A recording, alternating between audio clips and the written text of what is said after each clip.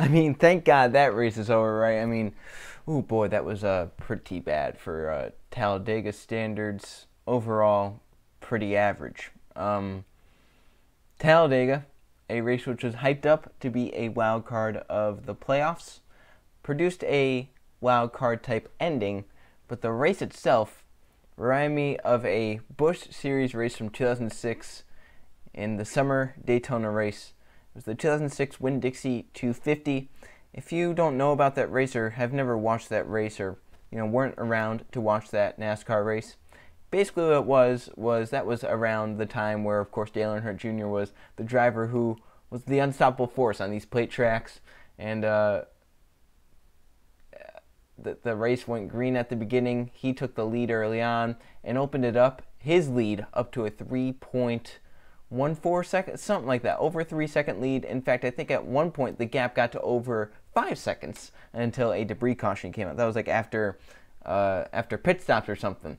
So thank God it wasn't like that race. So thank God we at least had some sort of some sort of just racing going on. But so stage one was the worst stage of the race, and that is because the cars were the worst handling that they were going to be throughout the whole day. Basically, the teams put the car into a qualifying setup. For qualifying, they'll adjust on it during the race because it's an impound race. You can't adjust it before the race and after qualifying. So a lot of teams had the cars kind of yawed out a little bit, and the cars were very tough to handle. The handling was not that great, and it was going to be hard to make passes during stage one. We saw that Jeffrey Earnhardt got spun around all by himself in the trial for brought out caution. Drivers came down pit road. However, if people took tires, it wasn't that many. And Stewart-Haas Racing was dominating the race. At one point, 8 cars pulled away, and then Logano, who was leading the fifth on back, because Stewart-Haas was still 1, 2, 3, 4 at this point. Logano, who was fifth, got really, really tight. He had to keep arcing it into the corner, which ended up making him fall back. And I think Stewart-Haas, 1, 2, 3, 4, ended up stage one like 2 seconds in front of 5th to 8th and about 14 seconds ahead of 9th on back, which was in a big pack, but they had to use like up against the wall because their cars weren't handling that well. Stage 2, Stewart-Haas stayed 1, 2, 3, 4. At least they were kind of racing back behind them now, and Stewart-Haas didn't really ever pull away from the pack after that point. Pretty much the train kind of, they would stay single file, but there was some good racing in the back. You saw glimpses of what the package could look like if there wasn't Stewart-Haas in the field. We saw towards the back of the field there was some good racing, but once again Stewart-Haas ended the stage 1, 2, 3, 4. Kurt Busch won stage 1, Kevin Harvick won stage 2, but there's a late yellow in stage 2 where most of the front runners stayed on the racetrack. Some towards the back came down the pit lane, like Brad Keselowski, William Byron, and them. They ended up then staying out the stage caution as the others came down pit road, which allowed Stewart-Haas Racing to restart, I think, like 12th, 14th, 15th, and 19th, which was going to be the farthest back they would be all day. And the racing after that restart for about 20 laps was excellent. We had 2 3-wide multiple rows for about 20-plus laps, and it looked like you get runs on people, you can make passes, you can make passes on the leader. And then Stewart-Haas Racing got back up to the front. They were 1 and 2 at one point. Then the caution came out. They ended up 1st and 3rd after pit stops, I believe. And then they were 1st, 3rd, 5th, and 7th. The inside lane got going, and Stewart-Haas once again 1, 2, 3, 4. So basically, it was just a 1, 2, 3, 4 for Stewart-Haas pretty much all day long. We had some yellows come out at some points. There was actually a late yellow. It may have been the yellow for McMurray wrecking. If I believe he wrecked late in stage 3, I believe that was with like 28 to go, 20 to go, something like that. And maybe it was the caution for the tire. I don't know. It was some caution late in the race, and Stewart-Haas ended up keeping that same strategy they've been on, where they're gonna basically, in quotations, manipulate the restart to where they're going to get all 4 of their cars down in line so that they could just control the tempo of the race. And it kept working out. Every time it was kind of like at Martinsville where teammates lay each other down line. It happened again. The race leader on the restart, whether it be Kurt, Kevin, whoever it was, would choose the outside lane. Second place down the bottom lane would let that driver in line, and then the driver who was on the inside lane behind second place would also lay back, allow the driver who was on the outside down the line. So then there'd be 1, 2, 3, 4 back, and it's hard to when 4 drivers are committed to each other, are not going to make passes at all on each other. It's very hard to make a move on them. No matter how good your car is, no matter how good a package is, you are not going to be able to do that. Reason being is 4 cars in a line, you know that's going to be 4 cars that are going to be in a line pushing each other in the draft. You need more than 4 cars to make it work. You're going to need 5, 6, 7, 8, 9, 10 cars to make it work. You need basically the whole field to go with you. And that's one of the problems with the race. I'll actually get to that a little bit later on. But so there were 1, 2, 3, 4. It wasn't looking good, and then they ended up battling 5th on back, and then those 4 once again pulled up to about a second lead as the rest of the pack was 2 and 3 right behind. Once again, the racing behind the race leaders was excellent. There was some good racing. It was just the Stewart-Haas Fords were so strong. It was much like the DEI days back in the early 2000s, from like 2001 to 2004, where they would get out front. There was only 2 of them that got out front then, and they were hard to pass, let alone 4 of them. So you could just see like what these drivers were battling, trying to get around the Stewart-Haas cars. And once again, they would not work together. That was really a big crutch in what was happening. But at the end, a crash triggered by Alex Bowman getting very loose in the pack. Some handling issues there for the 88. He was in the middle of a 4 wide in a really bad position where the air was probably not too favorable in his car. Brings out a caution flag, which sends the group into overtime. Now, the big thing about that is that the Fords at the front, basically every Ford, the 4 Stewart-Haas cars, the 4 Penske-affiliated cars, they were trying to go about 50 laps scheduled on fuel. They were going to be able to do that cleanly. They're about 2 laps to the good. However, that was without overtime. This sent the race into overtime, and the Stewart-Haas Fords, questionable on fuel. The Penske Fords, questionable on fuel. So that could possibly play into it. A couple Stewart-Haas crew chiefs, I think it may have been the 4 and the 14 crew chiefs, said, yeah, we're good on fuel, but we won't be good for a second overtime. So coming to the green flag for the overtime restart, Brad Keselowski in the 2 runs out of fuel. The 12 of Ryan Blaney runs out of fuel. The 4 of Kevin Harvick runs out of fuel. On this final restart, this overtime restart, where you're going to be going for the win, Stewart-Haas was going to do their same games on the restart, where they're all going to get down line 1, 2, 3, 4, and that's probably where they were going to finish. 1, 2, 3, 4, Kurt Busch was probably going to win the race. Instead, with Harvick having to peel off, that left 3 Stewart-Haas cars and a driver in third, Joey Logano, who's not playing these games. He's going for his own win. He may be a Ford, he may be your Ford teammate. He's not going to do those games with you. He had been behind those games all day long. He had been tired of running 5th, 6th, 7th to these Stewart-Haas cars. He was going to go for it. So on the restart, he pushes the driver in the bottom. I believe that may have been Clint Bowyer. Gets him going. And Kurt Busch ends up clearing. The 14 gets down in line. The 10 of Almirola, though, gets a shove from behind, gets up to the outside. Kurt gets a big push from Clint Bowyer to get cleared. Comes up, blocks Almirola. They crash after the white flag. Matt DiBenedetto down hard to the outside while Chase Elliott, Kyle Busch crash with Ryan Newman. Truex slams on the brakes to get by. But NASCAR keeps it green. They want to get the... just let the race end under the green flag. They possibly know that there's going to be some chaos here at the end with some fuel strategy. So leading up to the white flag lap, Kurt Busch leading down the backstretch, breaking the draft. Eric Almirola behind him in second. Ricky Stenhouse Jr. for third. He didn't even cause a crash in this race. They have Logano and the others 3 and 4 wide on back. Going through 3 and 4, Kurt Busch's car sputters short on fuel. He ends up falling back to finish 14th as Eric Almirola flies around the outside as Clint Bowyer passes Ricky Stenhouse Jr. for second. Stenhouse has no run, Bowyer has no run, and Eric Almirola wins his first NASCAR race with Stewart-Haas Racing, his first since 2014, and his first full distance race that wasn't, rain shortened or whatever. And Eric Almirola is in the round of 8. A driver that I questioned making the round of 12, making it out of the first round, is now going to be one of the final 8, and that's possibly going to give Stewart-Haas 4 cars in the final round. If Stewart-Haas doesn't have 4 cars in the final round, it will be, or 4 cars in this round of 8. If they don't have 4 cars in this round of 8, it will be a catastrophe that happens at Kansas. So Eric Almirola won. Clint Bowyer, Ricky Stenhouse Jr. about I think they were the top 3. Logano was there. Menard was up inside the top 10 at the end. How about Jimmy Johnson? He crashed early on. He had severe damage to the left front. Ended up switching to his radio as he was coming down the pits. I wanted to hear what Chad Knaus was going to say about the car, if he was going to, stay in the race or if he was going to retire from the race. Jimmy pulls into the pit stall. Chad goes, "Oh, come on, guys. That's not that bad. Get to work. Come on, come on, come on." He spends most of the race a lap down. He falls a lap down. Chad was yelling at the crew, "Come on, get the tire on, get the tire on, come on, come on, come on." He ends up falling a lap down. Chad says, "Okay, screw it. Just stay on pit road. We're a lap down. Fix the car."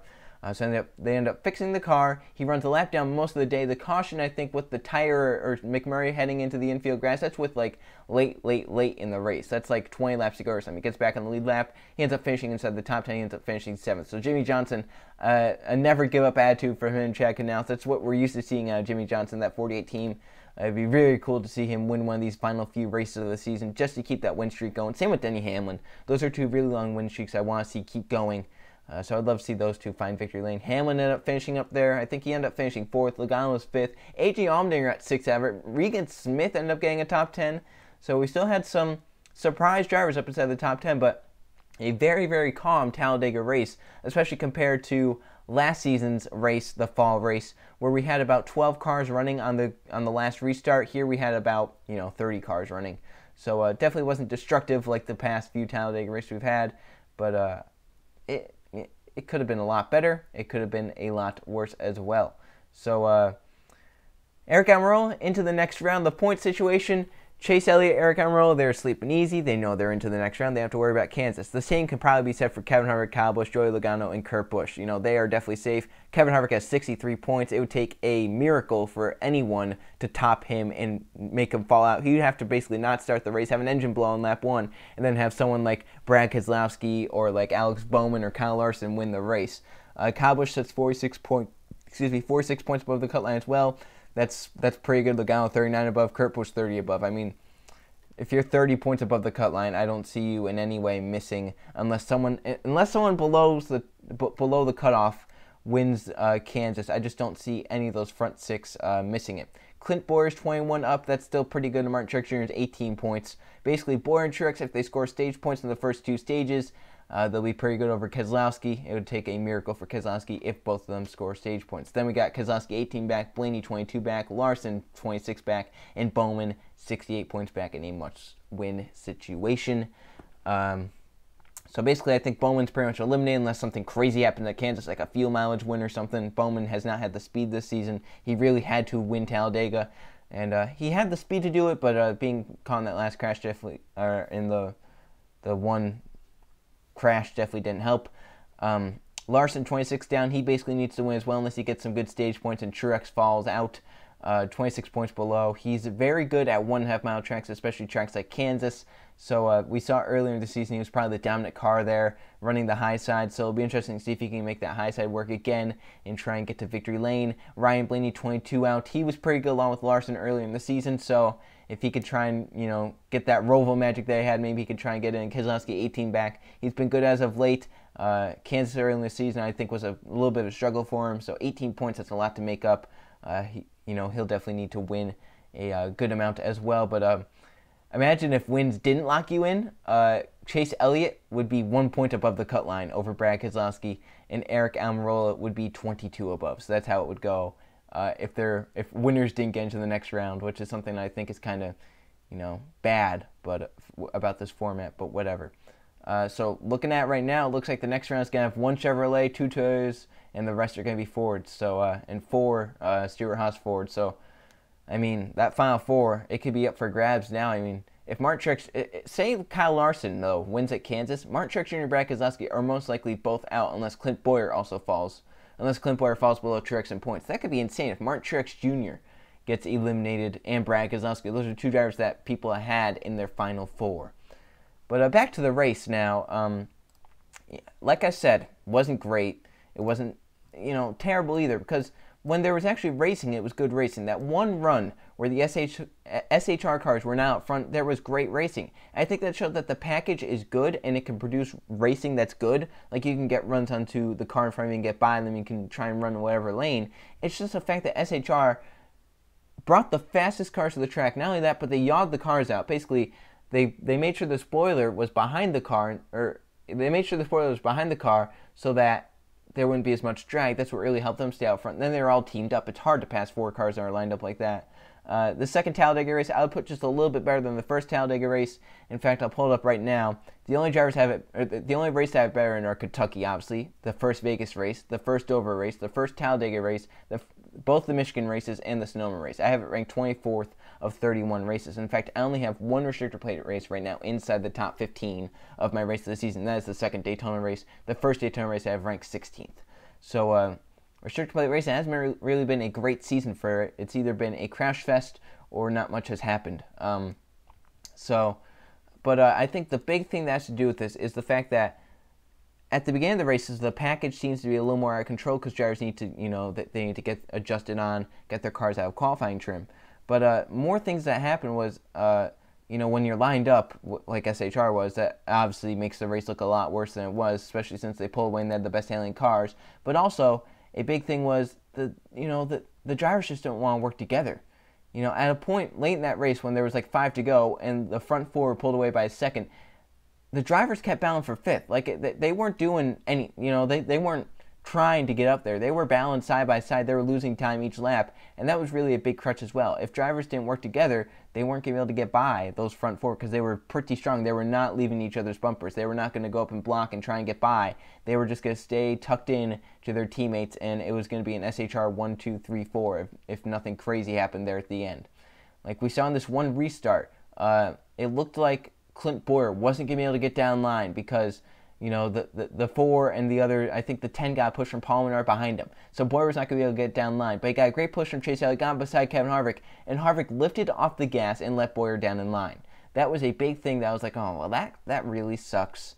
This kind of like, that's teamwork that's too good done, too well done. I mean, like, it's good for the company, obviously. They played it right. They did what they had to do, but it doesn't make the racing look good. But once again, they have the prerogative to do that. I mean, it's not like it's illegal against the rules to do that. It's just not fun to do that. But they're looking out for themselves. It's not like they're trying to be like, oh, well, let's look out for someone else and make this race exciting. They're just there to win, and they did that. Eric Almirola and Clint Boyer 1-2. Almirola is in the next round. I really like seeing Almirola win. That was very cool to see. He's been so close this season so many times. Chicagoland, Dover, New Hampshire. I mean, so many times it's been so close. To see him finally pull through and get a victory, that's great. And that could open the floodgates even more for him. I mean, he hasn't really been on, he hasn't been strong this season by any means. The races where he's been strong, but I think he only had like 2 top 5s before this race or something. So, I mean, it's not like he had been dominant, but he'd been pretty fast. He had some top 10s. I think he was definitely the lacking of the SHR 4 cars for sure, but he's in the next round. Looks like SHR is going to put 4 of their cars in the next round. And we got Kansas next race. The past 3 Kansas races have had a gigantic crash, hard crash. We had, of course, Eric Almirola's crash in the last season's spring race. We had the Eric Jones crash in last season's fall race, and then earlier this season we had William Byron's crash. We also had a good victory and a pretty good race, well, a pretty solid race earlier in the season. We'll see how the daytime goes. Hopefully it's not as hyped up as Talladega was, because, man, they always seem to overhype these types of races. And it's always the restrictor plate race that let you down. You're always expecting a lot from them, and they end up laying you down. So, I thought parts of it were boring, for sure. Stage 1 I definitely did not enjoy. Stage 2, part of it was kind of like, oh, man, this SHR is too good. But then Stage 3 is kind of enjoyable, and I think I would definitely rank it, at best, 5 out of 10. I mean, I wouldn't give it anything better than 5 out of 10. At worst, like 3 out of 10. I mean, it wasn't anything special. Wasn't anything you go bragging about to someone who you want to watch NASCAR. Be like, hey, watch this race. You wouldn't go and be like, hey, watch this race. You'd say, oh, here's the Roval race. Here's the Chicagoland race. But so Kansas, Martinsville, Texas, Phoenix, Homestead, all left on the schedule. We're getting down to the end. We're getting ready to crown a champion. Eric Almirola, bacon fuels victory. Someone's getting free bacon for life, as he said. So I thank you all for watching. Hopefully we get over this Talladega race soon, and hopefully Kansas is a thriller. Hopefully we get multiple grooves working there. Hopefully, Larson can run the wall, some drivers can run the bottom lane, some can run the middle lane. Hopefully we see a good race there, but it's Kansas. it depends there. So I thank you all for watching. I'll see you guys for the next video.